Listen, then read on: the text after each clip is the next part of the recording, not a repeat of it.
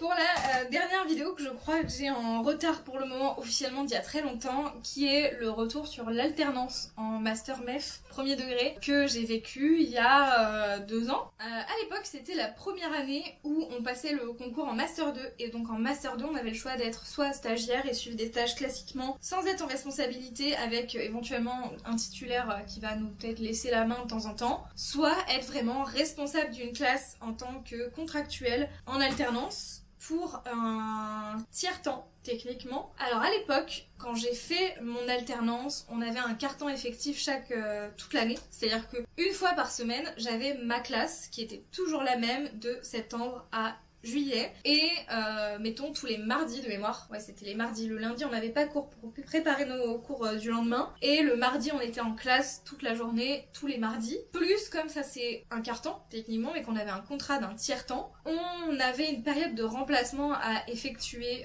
plus tard dans l'année. Donc par exemple en fin d'année j'étais dans une classe de CM1 pendant je crois 2, 3, 4 semaines, quelque chose comme ça pour compléter le temps partiel de l'année. Maintenant ça ne se passe plus comme ça. Ils ont fait en sorte que les stagiaires soient sur des décharges de direction par exemple, et souvent on va avoir un vrai tiers-temps effectif dans la même classe. Donc on va avoir par exemple un jour par semaine, plus par exemple tous les vendredis, plus un jeudi sur 3, des choses comme ça.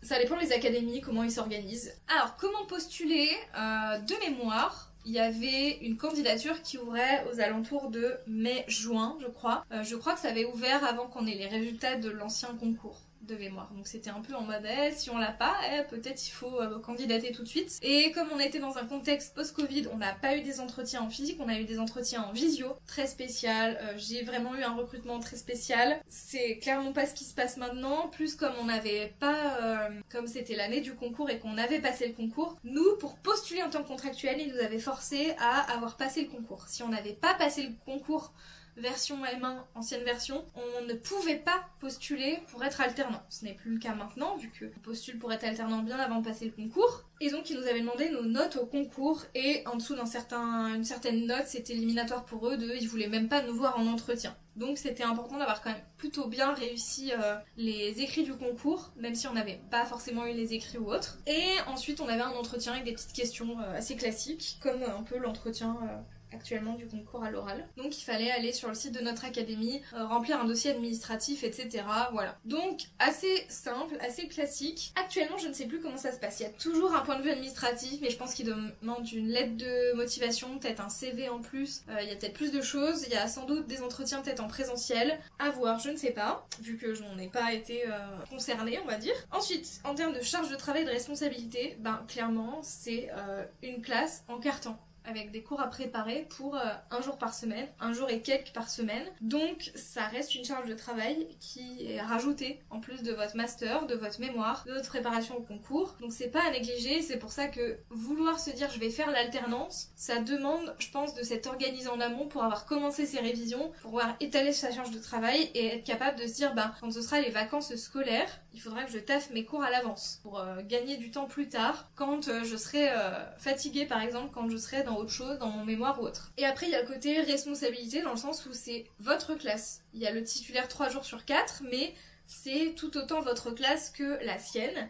Donc il va falloir dialoguer avec lui, échanger, se mettre d'accord, voir s'il y a des matières imposées ou non, et dialoguer de tout ça comme si c'était vraiment votre collègue, puisque ça le devient. Donc vous aurez un référent normalement de l'université de l'INSPE, et vous aurez un référent au sein de l'école qui sera un de vos collègues qui sera chargé de vous tutorer, voire de vous visiter une fois ou deux dans l'année, voir comment ça se passe, vous donner des conseils. C'est pas du tout problématique de galérer en alternance pour ensuite le concours, parce que ça n'a pas d'impact sur votre carrière. Ce n'est pas quelque chose qui va être inscrit dans votre dossier ou autre, qu'on va garder si vous êtes en difficulté ou autre. Donc normalement il n'y a pas de problème, et pareil pour les comptes rendus de visite de vos tuteurs à ce moment-là, ça n'a pas d'impact sur votre carrière ensuite. À savoir aussi qu'on ne choisit pas son affectation. Alors ça dépend des académies, tout ça, mais moi je sais qu'à mon époque à Lyon, on était affecté à une circonscription de là où on habitait, donc il fallait pas mentir sur son adresse et bien dire où on habite, où on va habiter à ce moment-là si on déménageait ou quoi. Et à partir de là, eux nous affectaient dans le secteur, ils faisaient en sorte qu'on soit au plus proche de chez nous, selon si on pouvait se déplacer ou non, selon si on a une voiture, les transports en commun, etc. Ils essayaient d'être au mieux arrangeants. Il y a quand même des gens qui se sont retrouvés un peu loin parce qu'ils avaient une voiture ou autre. Et c'était aussi au fait qu'il fallait renvoyer son dossier administratif par courrier le plus tôt possible parce qu'ils faisaient les affectations en fur et à mesure. Donc plus tôt on renvoyait son dossier administratif, mieux on était lotis. Moi j'ai vu le dossier arriver à 14h, j'étais en mode la poste a fermé à 4h, let's go on fait ça tout de suite. Et j'ai eu le poste quasiment l'un des postes le plus près de chez moi je pense dans ma circonscription. Donc ça m'a bien arrangé pendant l'année d'alternance, j'étais très heureuse et voilà, ce n'était pas le cas de tout le monde. J'ai une collègue qui habitait la même rue que moi, qui habitait vraiment proche de chez moi, qui avait fait le même vœu et qui s'est retrouvée à plus d'une heure de Lyon en transport en commun parce qu'elle avait dit qu'elle avait une voiture et parce qu'elle a renvoyé son dossier beaucoup plus tard, donc entre temps les places au plus près avaient déjà été pourvues. Donc ne traînez pas sur tout ce qui est administratif dans ces cas-là, vraiment c'est très important. En termes de rémunération, alors c'est un vieux souvenir, je vous avoue, c'est un peu lointain, je ne sais pas si ça a changé, mais comme techniquement le salaire des fonctionnaires est public, j'imagine que c'est une information que vous pouvez retrouver sur internet. De mémoire, je pense que ça tournait autour de 750-800 € en net, peut-être, sur du coup un tiers-temps. Ça a l'air beaucoup pour un tiers-temps en termes de salaire, et en même temps, dites-vous que vous êtes nouveau enseignant, que vous êtes débutant et que donc votre temps de préparation va être beaucoup plus long et donc sans doute vous allez faire en fait beaucoup plus d'heures. Donc si on rapporte au temps d'heures effectives que vous allez vraiment faire, c'est pas si bien payé que ça. On a l'impression que c'est mieux, mais voilà, c'est positif et en même temps négatif dans le sens où vous préparez le taf que vous voulez faire plus tard. Ça vous permet aussi de voir si vous voulez être absolument sûr de faire ce métier ou si c'est... Malheureusement je n'ai plus de batterie donc on va finir comme ça, ce n'est pas grave. Mais globalement c'est le moment aussi peut-être de tester vraiment le métier pour savoir si ça vous convient ou non. Le plus tôt on fait un stage, le plus tôt on s'en rend compte. Il y a des élèves qui dès le master 1 se disent en septembre que au premier stage en fait c'est pas fait pour eux et qu'ils devraient pas être là. C'est un choix, donc faites des stages, faites-le le plus tôt possible, regardez, découvrez le plus tôt possible parce que c'est toujours positif. Pour ce qui est de cette rémunération du coup ouais on était à peu près à 750-800 je pense de mémoire. À vérifier, renseignez-vous, ça a peut-être changé etc. aussi avec les rebonifications, l'attractivité du métier, etc.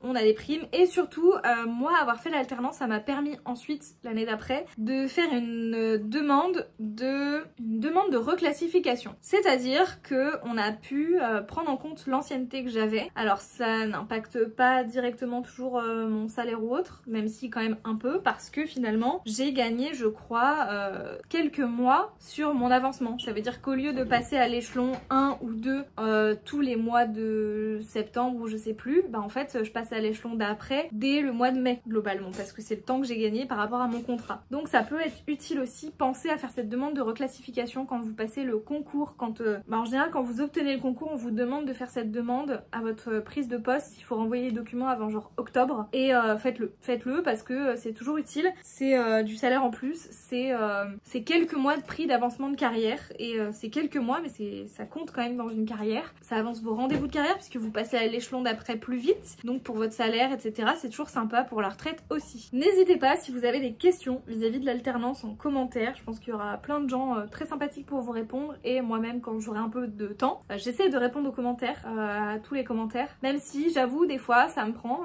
quelques semaines de délai de réponse, voilà, donc n'attendez pas une réponse hyper urgente, au cas où, tentez quand même si vraiment il y a besoin, mais je ne promets pas les délais de réponse, mais voilà.